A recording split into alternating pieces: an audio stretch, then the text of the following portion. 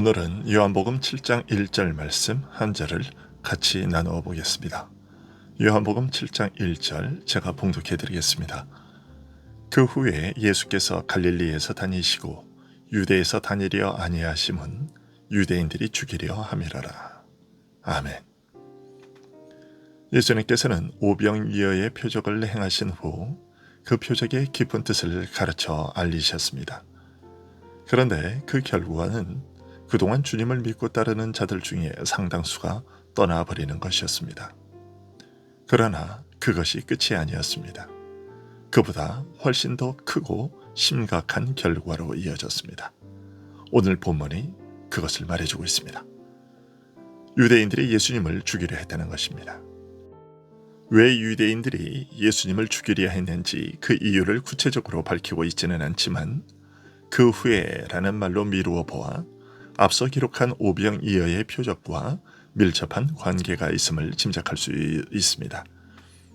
오병이어의 표적과 그 참뜻에 대한 가르침이 초래한 결과는 참으로 심각했습니다. 처음에는 이스라엘의 왕으로 오신 분이라고 하면서 예수님을 억지로라도 왕으로 추대하려 했던 사람들이 이제는 예수님을 죽이려는 생각을 품게 되었기 때문입니다. 표적의 참뜻을 제대로 이해하지 못했다는 지적과 함께 참 생명의 양식에 대해 분명하게 가르치시는 말씀을 들으면서 저들의 마음은 오히려 어두워지고 완악해진 나머지 진리가 밝히 드러날수록 점점 더 예수님으로부터 멀어져 갔고 반감을 품게 되었고 대적하게 된 것입니다. 그러나 이런 설명만으로는 왜 예수님께서 갈릴리에서는 다니시면서 유대에서는 다니려 하지 않으셨는지, 특히 유독 유대 지역의 유대인들이 예수님을 죽이려 했는지 납득이 잘 되지 않습니다. 왜냐하면 누가복음 4장의 기록을 보면 고향 나사렛 사람들도 예수님을 벼랑으로 끌고 가서 밀쳐 죽이려 했던 적이 있는 만큼 예수님을 반대하고 죽이려는 세력이 갈릴리에는 없고 유대 지역에만 있었다고 보기 어렵기 때문입니다. 그런 만큼 지금 사도 요한이 전하고 있는 유대 지역 유대인들의 반감과 적대감은 분명히 어떤 특별한 배경에서 생겨난 것이라고 보아야 하겠습니다. 오병이어의 표적으로 말미암아 예수님에 대하여 반감과 적대감을 품게 되었다는 것을 힌트 삼아 조심스럽게 추측해 본다면 아마도 예루살렘에 있는 이스라엘 지도층의 직접적인 영향 때문이 아닌가 짐작됩니다. 실제로 예루살렘의 지도층은 이스라엘 곳곳에서 일어나는 일들에 대하여 깊은 관심을 가지고 면밀하게 살피되 세례 요한에게는 예루살렘으로부터 제사장과 레위인들을 파견하여 세례 요한이 메시아인지 확인하고자 했고 예수님에 대해서는 더욱 유심히 살피되 중풍병자의 죄를 사하시고 고치실 때에는 갈릴리 각 성읍만 아니라 유대와 예루살렘으로부터 온 바리새인들과 서기관들이 찾아와서 모든 일을 세심히 살피고 판단했었습니다. 따라서 짐작한데 오병이어의 표적과 가르침에 대해서는 이스라엘 지도층은 여러 경로로 자세히 전해 듣고서 놀란 나머지 예수님을 죽일 결심을 했을 것이라 짐작됩니다. 이런 살벌한 분위기에 대하여 사도 요한은 유대에서 다니려 아니하심은 유대인들이 죽이려 함이라고 알려주고 있는 것입니다. 물론 나중에 예루살렘으로 올라가신 후 유대인들과 벌인 논쟁에서 안식일 문제를 거론하심으로써 유대인들과 중요한 쟁점이 안식일 문제요.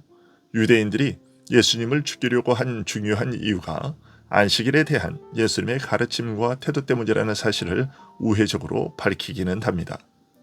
하지만 오늘 본문 7장 서두에서 그 후에라고 하는 말로 시작한 것을 보면 오병이어 표적 역시 예수님을 죽이려는 그들의 결정과 결심에 크게 작용했을 것이라 여겨집니다.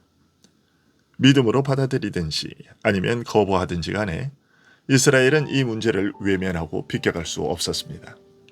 예수님께서 오병이어의 표적을 통해 이스라엘 앞에 제시하신 복음, 즉 십자가와 부활, 승천, 성령의 오심 등 복음의 핵심 내용을 외면하거나 이에 대하여 무관심할 수는 없었던 것이죠. 믿음으로 받아들이든지 부인하고 배척하든지 어쨌든 스스로 태도를 결정해야 했던 것입니다.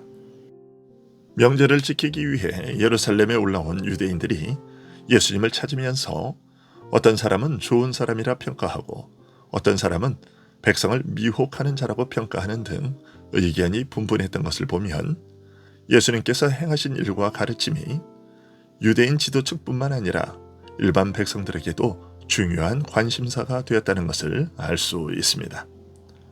오병이어의 표적이 결국은 예수님의 죽음과 부활, 승천, 그리고 성령의 오심에 대하여 가르치시고자 행하신 표적이었던 만큼 당시 이스라엘이 이 사건을 외면하지 못하고 의견이 분분했다는 것은 그들이 십자가의 복음에 대하여 결코 무관심할 수 없었다는 것을 뜻합니다. 그것은 오늘날도 마찬가지입니다. 예수 믿고 구원을 얻으라 라고 전도하면 때로는 거칠고 무식한 말로 반발하는 것을 보게 됩니다.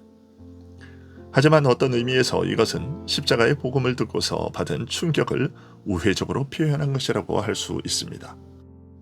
아예 무관심했다면 듣고서 그냥 흘려버렸을 것인데 이런 거친 반응을 보인 것은 결국 복음이 그들의 마음에 파문을 일으켰다는 것을 뜻하기 때문입니다.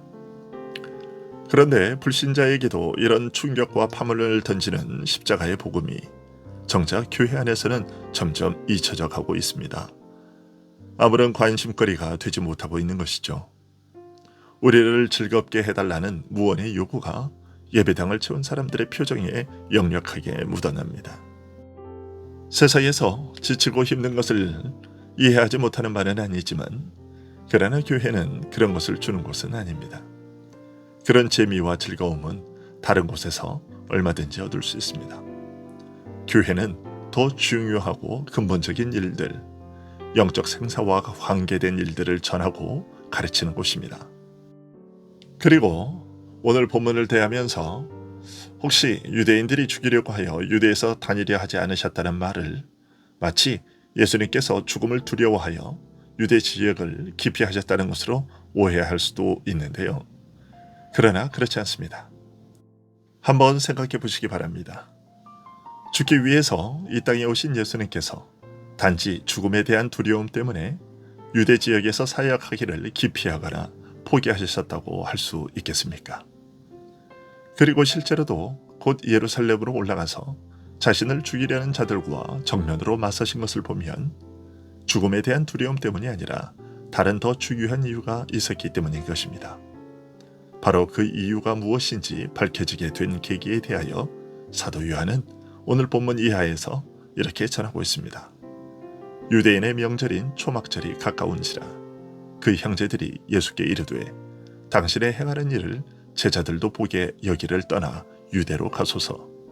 스스로 나타나기를 구하면서 묻혀서 일하는 사람이 없나니 이 일을 행하려 하거든 자신을 세상에 나타내소서 하니 이는 그 형제들이라도 예수를 믿지 아니함이로라. 예수께서 가라사대 내 때는 아직 이르지 아니하였거니와 너희 때는 늘 준비되어 있느니라. 곧 아직까지 예수님이 정하신 예수님께서 계획하신 그때가 아직 이르지 아니하였다는 것입니다. 이에 대해서는 다음 시간에 계속해서 나누도록 하겠습니다. 기도하겠습니다.